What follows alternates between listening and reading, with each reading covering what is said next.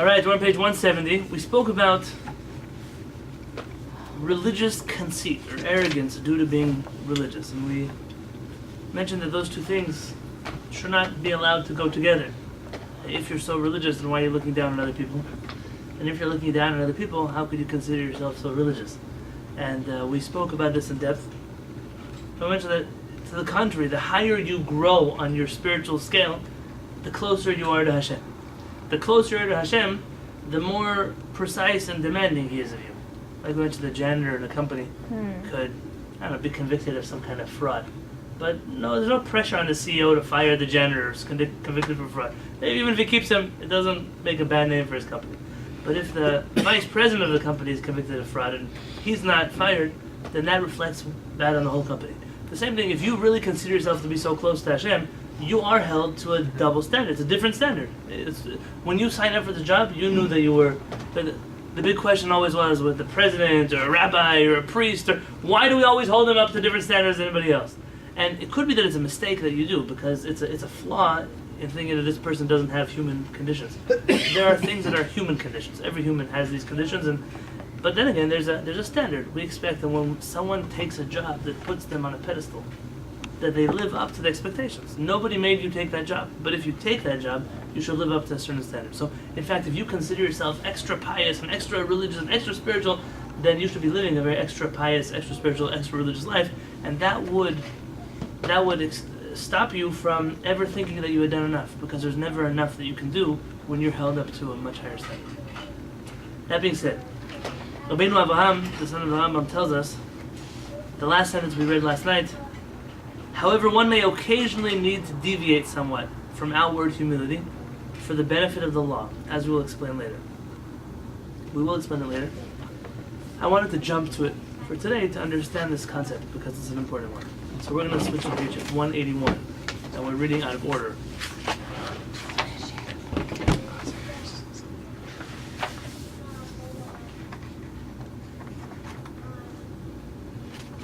Oftentimes when I go to Torah classes, I get very upset.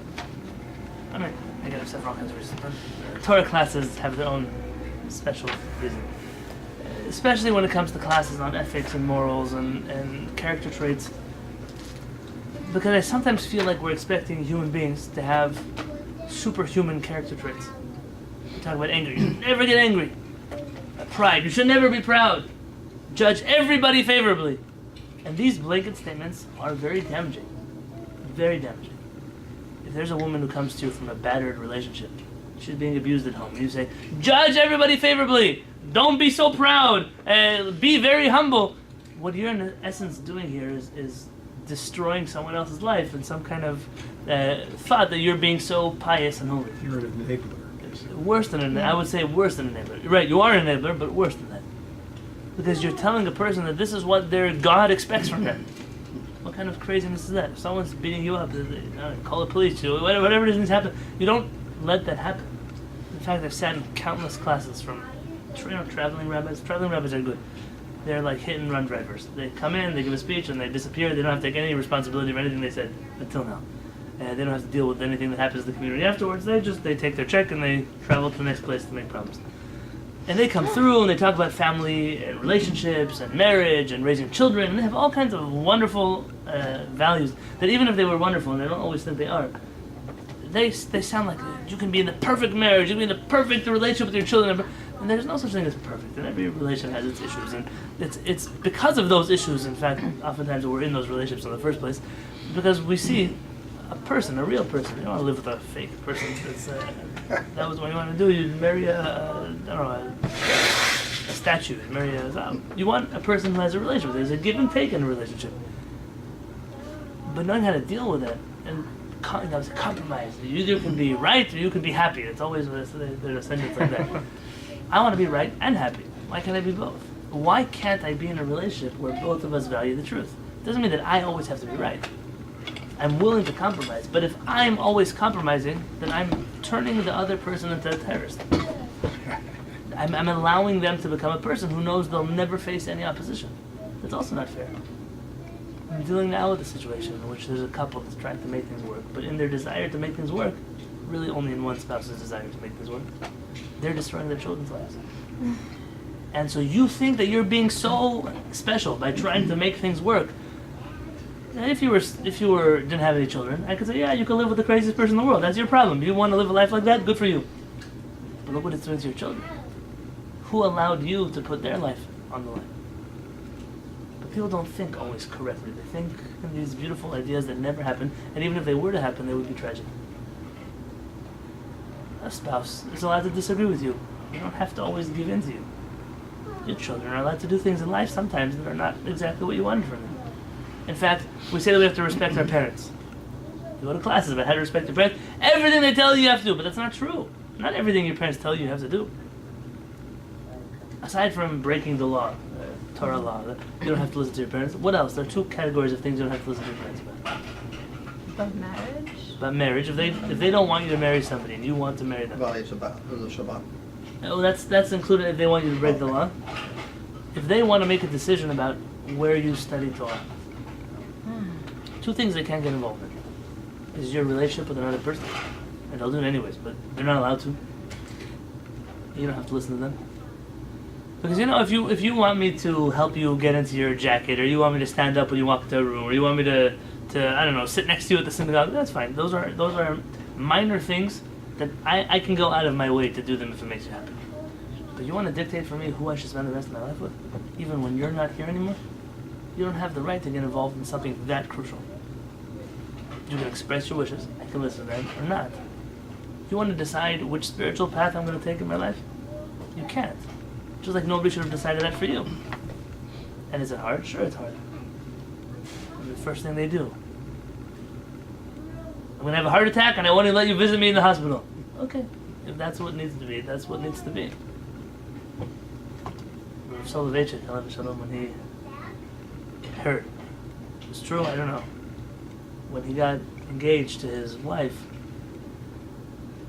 she wasn't exactly the kind of lady that the Brisker dynasty was interested in having in their family. She was very accomplished, had a PhD, but it was a little too modern for the family background that he came from. Could be she was older than him, but don't hold me to that. That's for sure. By Hirsch, he married somebody who was 10 years older than him, and his parents made a hard time for him about that, but he did anyways. His father wrote back, what kind of girl are you getting engaged to? And he wrote back a letter saying that in order to do what I need to do, this is the woman that I have to marry. And according to the ruling of Shulchan Aruch, and he cites the chapter in the Code of Jewish Law, and he says, you're not allowed to interfere in this matter. His father writes back, you're right. Mazal tov, what can I say? It doesn't always go over that smoothly. Right? From experience, I can tell you, it doesn't always work that way. But the truth is that there are things you don't always have to listen to your parents about. And so when we tell children, everything your parents tell you have to do, we can also be creating... Now, we don't want to tell them not to listen to their parents. We're not trying to get children to rebel against their parents. But to be realistic, people, do you have to judge everyone favorably? You see Hitler in Machmov Zichel. You have to judge him favorably? Why do you give an extreme example? Because people only understand extreme examples. You tell them somebody else, well, maybe somebody who nobody has anything to judge favorably about. Did he do good things? Yeah, he was an animal rights activist. And that's a good thing, to be involved in animal rights. It doesn't, though, excuse you from murdering millions and millions of people. And therefore, you don't have to judge everybody favorably. A person who hurts you, you know they're going to hurt you. A person who's abusive towards you, you have to judge them favorably. You have to forgive them. So this thing, I forgive you. You have to forgive everybody in your life. You don't have to forgive everybody in your life. If somebody hurts you, you don't have to forgive. Just stay away from them. What about peace on earth? Those are nice ideals that are not for me to take care of. I have to take care of myself. And these are things that everyone needs to know. So when we talk about humility, we say be humble. We have to be very careful that we're not telling anybody to be humble in a situation where humility would harm what they're trying to accomplish. I just met with a couple today. Hashem should put peace in between couples. What can I do? I can't always be the one to make the peace. But there are anger issues. To be nice. Both sides have anger issues. What does it mean, anger issues? You're allowed to get angry. Anger was created for a good cause. There's a limit to how much you can be trampled on. And so at a certain point, when you give in and give in and give in too much, at a certain point you say, listen, I'm putting my foot down, I can't take more than this. Get angry. That's anger in a dosage. You have a proper... Use it for a good thing. It was in a minimal use, but you use it. and it accomplished what it needs to accomplish. Oh, that's a red line. I can't push over there. But when anger turns you into a crazy person, and it ends up, instead of protecting you in the relationship, it ends up hurting you in your relationship, you're not using anger for the correct reason. Because now all you've turned into is a screaming, howling, crazy individual, and it doesn't protect your dignity, it actually ruins your dignity. And so you have to question, so is this anger something that I should be using? Maybe I should be using a different character trait. The same thing with humility. So we're talking about leaders, and we're going to get here just in a few weeks, but so I'm not going to read the whole chapter, but just these two paragraphs that are very important for us. Essentially, Rabbi Yonatan Halevy says there are two kinds of leaders.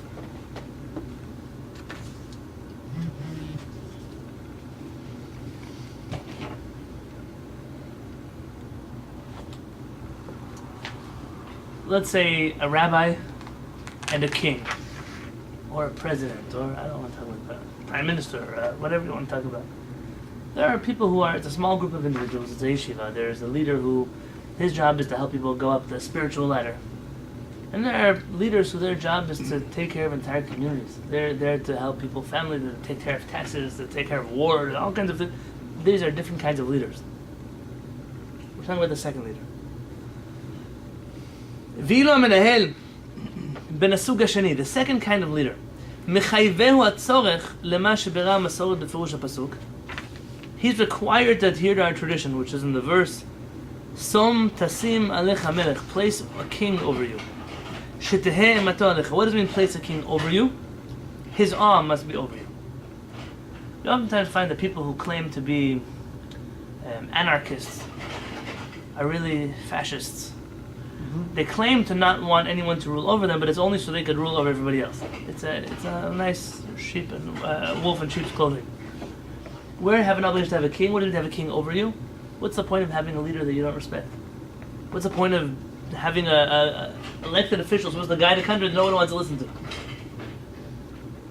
ולכן אמר דוד למיכל, that's why David tells Michal, ואם האמהות אשר אמרת, imam יקבדה, we learn this already, and I will be honored by the maidservants of whom you spoke.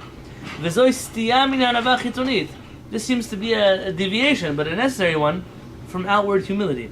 סטייה הנובעת מן הנחיצות, but it was a deviation that was necessary. ורק בתנאי שתשמר הענווה הפנימית, and it was on condition that he maintains his inward humility. כמו שאמר יתהללך, Hashem says in the Torah, לבלתי רום לבבו מאחיו.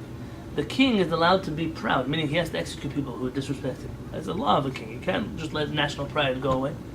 But it's on condition. What's the condition? לבלתי רום לבבו מאחיו. That his heart shall not become haughty towards his brothers. It's not because of me. If I had a choice, I wouldn't do this. But you trampled over the pride of the entire nation. That's not something that I have the right to forgive anymore.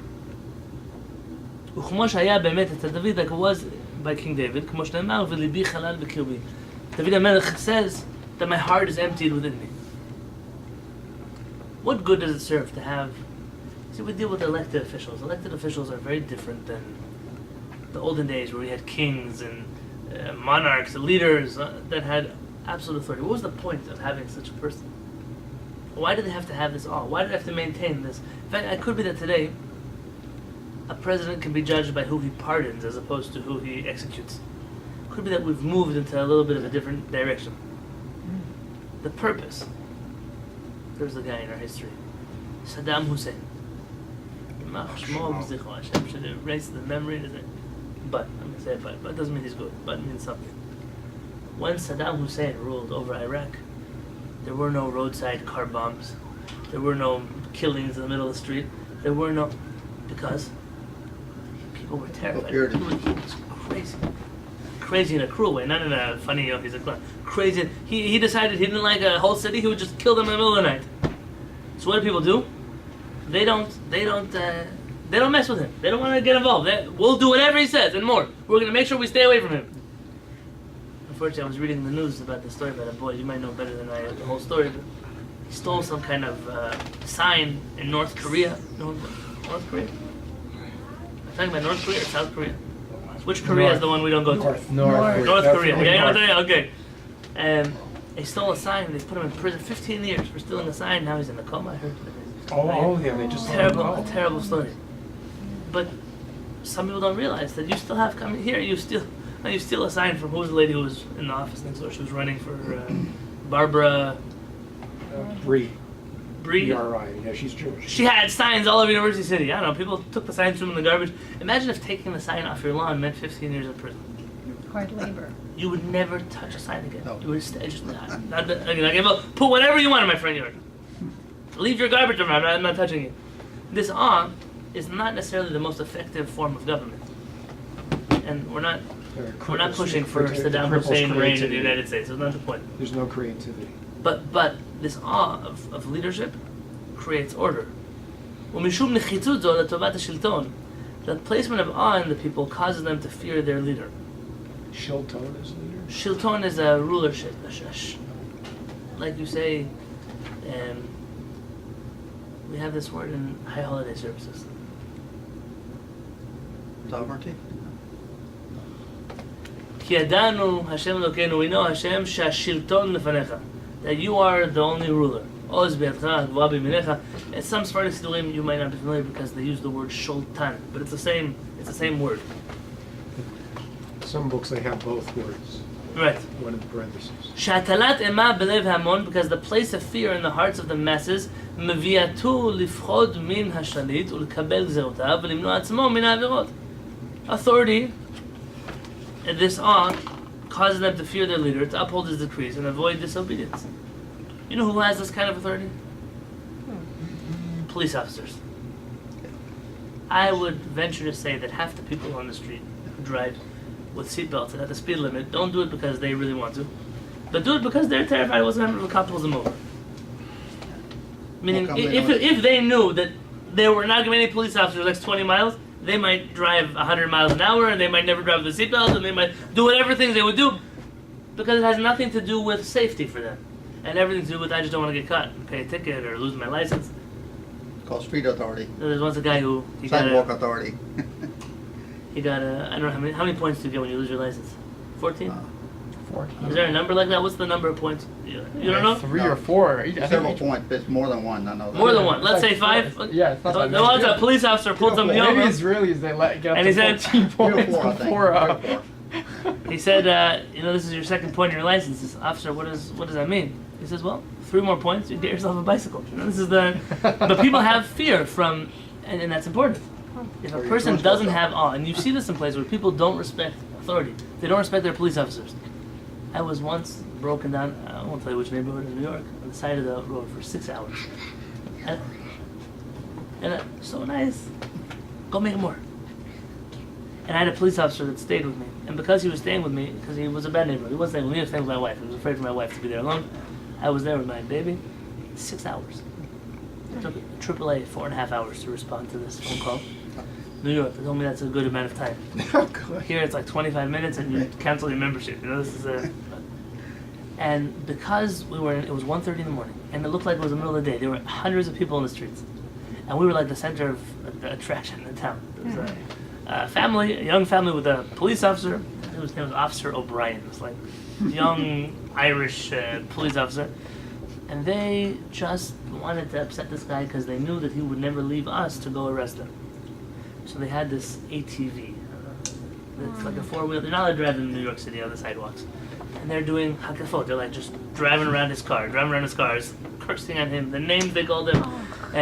And he was, you know what it's like to, you could grab these guys, throw them in the back of a car, take them, but he didn't want to leave us. And he was holding back. It was like you could tell him, they had no respect for him. No respect for his authority. And when I saw that, I said, how could you have a police officer who everybody feels like they just step? Now, are there problems with police officers having too much authority? Absolutely. We've seen the problems.